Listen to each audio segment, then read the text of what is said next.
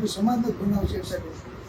શિકાભાઈને જે મુખ્ય આરોપી હતો એના બારોબાર છૂટીને આવ્યો તો એના જે સાક્ષી છે એના ઓલું કર્યું બરાબર. તો આ પાછું આ પ્રવીણભાઈનો જે બનાવ છે એમાં જે મુખ્ય આરોપી છે સત્યજીત બરાબર, એના પપ્પા ચૂંટણીમાં ઉભા રહ્યા હતા. હવે આ આરોપી બધા 20-21 વર્ષના લગભગ યુવાનો છે. એટલે ખરેખર કોની મદદગારીથી કોના કહેવા ત્યાં હુમલો છે એ તપાસનો સાહેબ વિષય છે બરાબર. આરોપી હાજર થઈ જાય અને ફરી પાછા હુમલા કરે બરાબર, એના કાયદામાં કોઈ જાતનો ડર નથી રહ્યો એવું મને લાગે છે.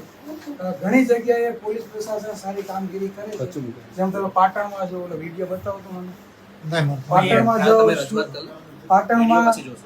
પાટણમાં સુરતમાં આ બધી જગ્યાએ જે આરોપી જે બેફામ વર્તન કરે છે અને પોલીસ જે સરભરા કરે છે બરાબર, મારે જ છે ધોકા. જેમ આ રાજ્યના ગૃહમંત્રીએ ઓર્ડર આપેલો છે પગ ધોઈવા જોઈએ. આપણે સાંભળો મારી વાત, પોલીસે એફઆઈઆર નોંધી લીધી, આરોપી અટક થઈ ગયા છે બરાબર. એના પછી ઇન્વેસ્ટિગેશનના જે સબ્જેક્ટ હોય ઇન્વેસ્ટિગેશનમાં થશે, એટલે આપ આવેદન પત્ર આપો, આપની રજૂઆત છે અમે બીજા કામે ચિરાગભાઈ કે જે એક આરોપી છે જો એના દાખલા તરીકે એને બચાવવા વાળાને ફરીને બહાર નીકળીને મારતો હોય સાક્ષીને, તો આનાથી વિશેષ તો હવે અમારે શું કરવાનું? તો હાથ બનાવશે માત્ર કોળી સમાજને ટાર્ગેટ કરવામાં, તો લોકશાહીની અંદર અમારે લડવાનું.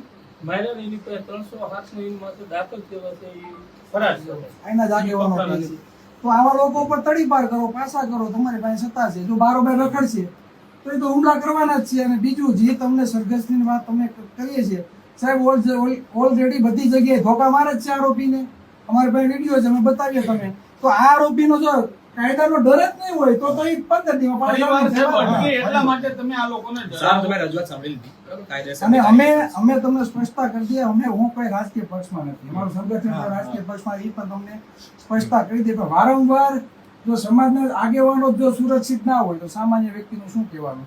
અને ખાસ જે તમને રિકન્સ્ટ્રક્શનની વાત અમે સાહેબ અમે કરીએ છીએ, કહેવાનો મતલબ એ છે પોલીસ પ્રશાસન જેવી એક તાકાત છે કે આરોપીને ડરાવી શકે, બીજી વખત એ કાયદો હાથમાં ના લે બરાબર. એટલે અમે તો તમારી પાસે આશા રાખીએ છીએ તમે કંઈક એવું કરો કે આરોપી બીજી વખત ગુનો કરતા ડરે.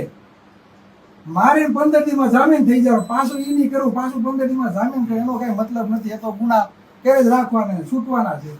અને હાલ દાખલા પણ છે 15-20 ગુના જેના ઉપર હોય બરાબર, ફરી ગુના કરે. એવા લોકોને તડીપાર કરો, પાછા કરો તો ફરી વખત હુમલા. તમારી કાયદેસરની કાર્યવાહી કરવાની રજૂઆત છે ને, સ્વીકારી લો તો સાહેબ રિકન્સ્ટ્રક્શન માટેનું તો લાવો. એ તો પેલા દરેક જગ્યાએ સાહેબ થાય જ છે. કોળીના કોળી આરોપી હોય એક જ છે મુદ્દો.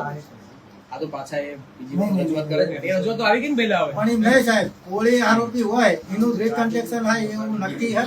કોઈ એવો નિયમ હે કે અમારા સમાજનો કોઈ આરોપી હોય એનું બધાના વરઘોડા નીકળે છે, બધાના વરઘોડા આમને નીકળે કેમ છે. નહીં? ચલો એ રજૂઆત જે છે થઈ ગઈ તમારી. કોળીને મારે એનો વરઘોડો ના નીકળે છે. એક મિનિટ સાંભળો. બોટાદ જિલ્લામાં હું આમ આદમી પાર્ટીનો પ્રમુખ છું, કોળી સમાજનો આગેવાન છું. ઘણા સમયથી બોટાદ જિલ્લાની અંદર પોલીસ કામગીરી કરી રહી છે. જ્યારે કોળી સમાજનો વારો આવે ત્યારે ધોકા મારવા, બીજા સમાજનો વારો આવે ત્યારે કોઈ ધોકો નથી મારતો. ક્યારેય વરઘોડો બીજા સમાજનો નથી કાઢતો. હું રોજ રહું છું ને, રોજ વકીલ પોતે છું, નોટરી પોતે છું. બીજા સમાજનો આવે ત્યારે ક્યારેય કોઈ ધોકો મારવામાં આવતો નથી. ત્યારે કોઈ રાજકીય નેતાઓના ફોનથી આવી અને એમને કોઈ ડાયરેક્ટ પકડી એમને ડાયરેક્ટ જેલ હવાલે કરવામાં. જ્યારે કોળી સમાજનો વારો આવે, કોળી સમાજમાં કેટલાય બનાવ બની ગયા. એક છોકરાને માર્યો, આપણે પાળિયાદની વાત છે, એમને માર્યો ત્યારે એમને કોઈ સાથે કાર્યવાહી ન કરવામાં. કોળી સમાજનો યુવાન જ્યારે કોઈ સાક્ષી બને ત્યારે એમને ઘરે જઈને ધાક ધમકી આપવામાં, ત્યારે પણ પોલીસ કંઈ કરતી નથી. એટલે પોલીસને આ વિષયની અંદર હર હંમેશ અમારા જો ટાંટિયા ભાંગવાના હોય તો હવે પછી અમે પોલીસ પાસે આશા ન રાખી સાહેબ.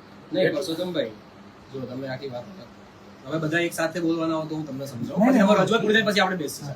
હા, કોઈ વાંધો નહીં. એમાં અમે જો આ મેટરની અંદર અમે પોલીસનો ખૂબ સાથ સહકાર મળ્યો છે. એનો અમે રાજકીય પાર્ટી હોય તો અમારી એને લેના દેના, એ બદલ હું પોલીસનો ખૂબ આભાર માનું.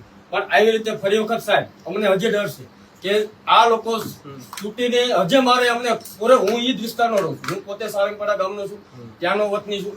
ત્યાં એમની સામે કોઈ ફોર્મ ભરવા રાજી નતું. આ લોકોએ ગામના બધા જ સમાજના આગેવાનો દ્વારા અને આ લોકોને ફોર્મ ભરવા મળ્યું. નકર ત્યાં હું જ પોતે ફોર્મ ભરવાનો. આ સત્ય ઘટના છે. જ્યારે જે ઈ સીટ ઉપર મોટા સરપંચની સીટ ઉપર ફોર્મ ભરે એના ટાંટિયા ભાંગી નાખવાનું એવું રોજ કે છે.